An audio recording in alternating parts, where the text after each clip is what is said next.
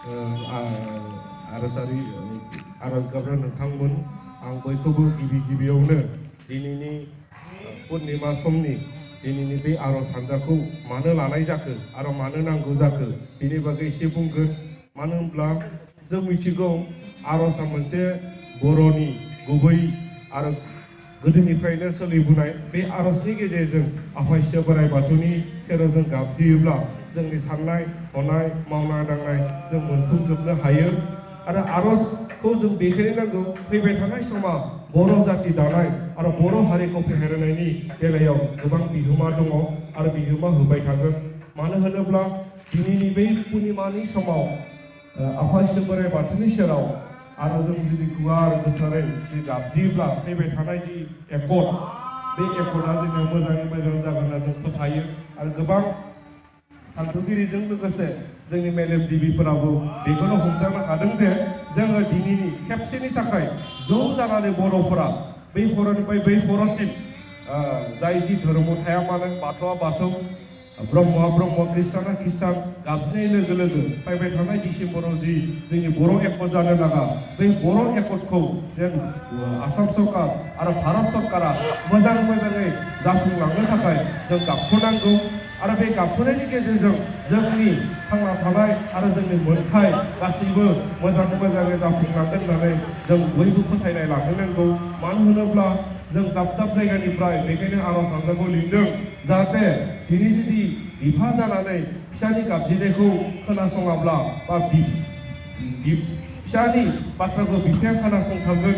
आरो बेनि थाखायनो जों होदावरि होसावरि दिनै गोरबो गोसो होनानै आफा बोराइ बाथौनि सेराव दहाय लानानै जोंनि मोननांगौ बड'लेण्ड रायजो आरो मोनथारनांगौ जोंनि बे सिमाफोरनि बाथ्रा दङ आरो जोंनि बे हाबनो लागा गोबां गामिफोर दङ।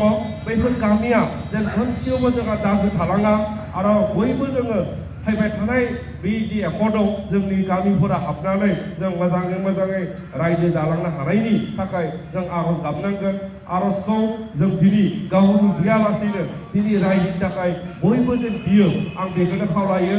आरो आर'जनि गेजेरजों दिनैनि जि बड'लेण्ड मोननांगौ मोन्थाय बे मोननांगौ मोन्थाया जाफुंथों होननानै जों बयबो बोर साबस्रिनांगौ आरो आफा बोराइ बाथौखौ दिनैनि बेलायाव लिंहरनानै बेखौ बाथौ गुदियाव फज'नानै जों बिनि सेराव गोसो गोथारै बियोब्ला निस्सय बेयो जाफुंगोन। आरो बे बाथ्राया थांनाय 2 मासनि सिगांनिफ्रायनो आफादगिरिजों माने गेजेर सावरायबोबाय थानाय जादों। मानो होनोब्ला आर'जआव बेबायदि गोहो दङ जाय गोहोखौ जों हमदांनो हाया। जाय गोहोनि गेजेरजों इसोराबो गोजोननायजों लोगोसे मानसियाबो गोजोन थायोब्ला जोंनि गियान धारा बुद्धिफोरा सोलायलांफायो। बेखायनो फैबाय थानाय समाव जोंनि 5,000 सुबुङा जि मुंख्लं जालांबाय बै मुंख्लंफोरा दिनैबो उद्धार जानो हायाखै। जों नुनो मोनो दिनै खृष्टान हारियाव बा मुस्लिम हारियाव मानसि थैयोब्ला आर'ज गाबो, नाथाय जोंनिया मोजां मानसि थैयोब्लाबो जों जाला माला फबनानै दोनो। बैफोर गोथैसि एबा आत्माखौ सुदम खालामनो थाखाय बे आर'जआबो गोनांथि जाना फैदों। आरो बिथांमोना दिनै अबदान होलांनायनि थाखायनो दिनै जोंनि बर' रायजो BC निफ्राय BTC जाबाय आरो फैयै दा बड'लेण्ड नङाबा UTC जानाय लामायाव। दा जों UTCखौ बारा एक्सेप्ट खालामा एबसु हिसाबै जों बड'लेण्डनो नांथारगौ हिसाबैनो जों बिनांगोन। आरो जोंहा किमानिबो गोबां बाथ्रा जानानै फैगासिनो दङ। आरो फैबाय थानाय समाव आंहा मोनसे मिजिं आंहा मोनसे फोथायनाय दं जों बर' रायजोफोरा गोसो गोथारै बियोब्ला मोनि जेबो कारन गैया। बेखायनो दिनैनि बे गोथार पुर्निमा फोरबोनि समाव बे मोनाबिलि समाव आङो खर' गंलायनानै बयखौबो गोसो गोथारै आर'ज गाबनो थाखाय आरो बड'लेण्ड रायजोखौ मोनफुंनायनि थाखाय आरो बर' जातिखौ दाफुंनायनि थाखाय खेबसेनि थाखाय आर'ज गाबनो आफा बोराइ बाथौनि सेराव आं बयखौबो खावलायबाय। मानो होनोब्ला जों आर'जनि गेजेरजों दिनैनि बै जि थांखि जोंनि मोनफुंनायनि थांखि बे थांखिखौ जोङो सोरगो मोथो फाथाल बेयाव जों दैथायहरनो हानांगोन।